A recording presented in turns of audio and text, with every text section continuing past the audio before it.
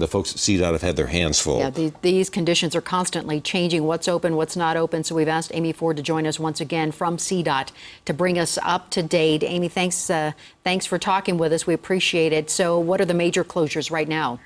Well, again, we are unfortunately looking at roads that we had been able to reopen that we're having to shut down again. And so, for instance, that's there on I-25 at State Highway 119. We had to shut that back down again. Just the waters rose back up. And again, as we see some of these frontage roads on I-25 around Loveland, as the waters move east and the rains continue over there, that is continuing to be impacted. So it's a challenge out there right now. We had inspection crews who've been out and about looking at bridges and roadways with the hopes that we might be able to get some of that back open or start thinking about the repairs.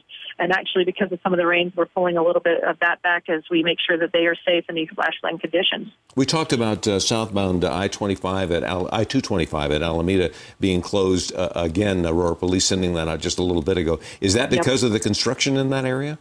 No, actually, it's not. Again, it's because of the floodwater. So the construction itself, I mean, while they're in the area is one thing, but it really just is about the water and the saturation that we can have in the area. I guess I was wondering about the combination of the two, Yeah, you know, I mean, obviously they have erosion control and some of those kinds of things in place, but I can tell you they normally work. This is an exceptional situation, so it's a challenge right now. What's the status of Highway 85? I know we're very concerned about Weld County. I mean, we have a lot to be concerned about today, but Weld County, Fort Morgan area, what are the road conditions like up there? You know, Highway 85, we have had to shut down portion of that as we frankly go all the way up to Fort Lupton, and but there are ways of getting around that. It is a challenge, though, and again, it's just about safety in the corridor. But yeah, between I-85 and US 34, as we're in areas there, sort of north and east and west, it's a challenge in northeast Colorado right now. And so we are hoping that these rains will abate soon and that we'll start being able to get more into the recovery mode rather than the crisis emergency closures mode. I know we talked about 100 roads closed in Weld County. I mean, that's a staggering number. Is that still right? Is that still is that an fairly accurate number? You know, I don't have all of the totals with the Weld County roads themselves. You know, to give you a sense, you know, at one point at the height of this, we had over 30 road closures of major highways and state highways closed in our system. This was late Friday. It continues at that number right now. Unfortunately, between the closures and the openings, as things continue to roll through, it is a significant challenge. And so it's one of those that our crews are continuing to work on as best we can, but their safety is important to us too, and so we're going to make sure that we keep everyone safe. And so let me reiterate one more time, I had this out yesterday, but we're going to say it again. If you do not have to travel on these roads, please don't at this point. Let these rains pass, let us then get in and get them back open as safe we can.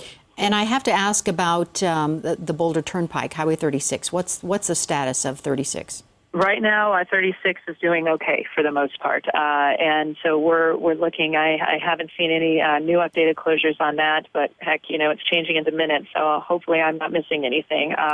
But you know, obviously, you know, our important pieces are so to continue to keep people moving in and out of Estes Park and the like. So those are still open.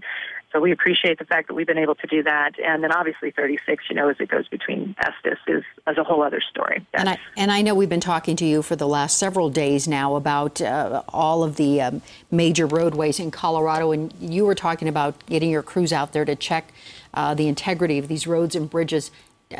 How do you keep up? Have you had people come in to help, or what's the status of that? They are. We've sort of had an all hands on deck as regards to CDOT, and so right now we have had a number of different crews out. We have upwards of 30 crews, whether they are engineering teams, bridge assessment teams, and also looking at maintenance teams who have been out looking at what we need to do to clear roads, what we need to look at the bridges. I know that we've inspected at least 31 bridges to date, and obviously we prioritize all of these inspections based on those communities that are impacted right now as far as access and how we can open those back up as soon as we possibly can.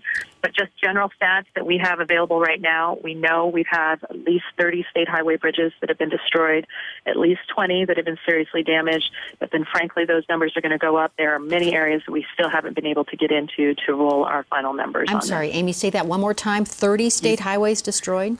At least, 30 state highway bridges have been destroyed, with 20 at least damaged. And as far as our roadways, That we have also had difficulty, as you can imagine, assessing roadways like US 34 and 36 and Highway 72, simply because we haven't been able to get access to them yet.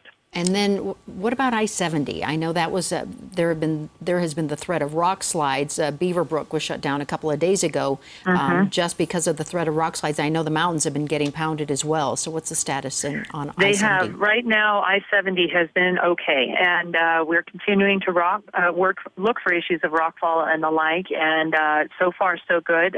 So we continue to keep our fingers crossed. Obviously, we have crews out there who keep an eye on all of that, and a lot of the work that we did the other day with rock scaling is designed to hopefully prevent some of those issues. And then more into the city with I-70, where we had the closure there at Quebec, we had actually started the repairs on that off-ramp. So hopefully we will be able to open that up as soon as we can. So, Amy, in terms of your list of things that you're following this afternoon, tell us what one area that you're watching very, very closely, one you're concerned about. The two, I'd say there are three. Continuing on I-25 now at State Highway 119 and sort of in and around the Loveland area, and also on US 85 as we go from Greeley up to Fort Lupton. And there, you said three, is that right? And the third obviously continues to be as we go eastbound looking at US 34. All right. Amy, thank you so much for your time. We know you're incredibly busy over there at CDOT. Your crews always do an incredible job, whether it's the snow or the rain or whatever it is that's coming down. You really serve us well, and we appreciate it. Well, we appreciate your help getting the word out. Honestly, it's a team effort with all of this. Well, we certainly will stay in touch with you, Amy. Thank you for the updated information. Appreciate it.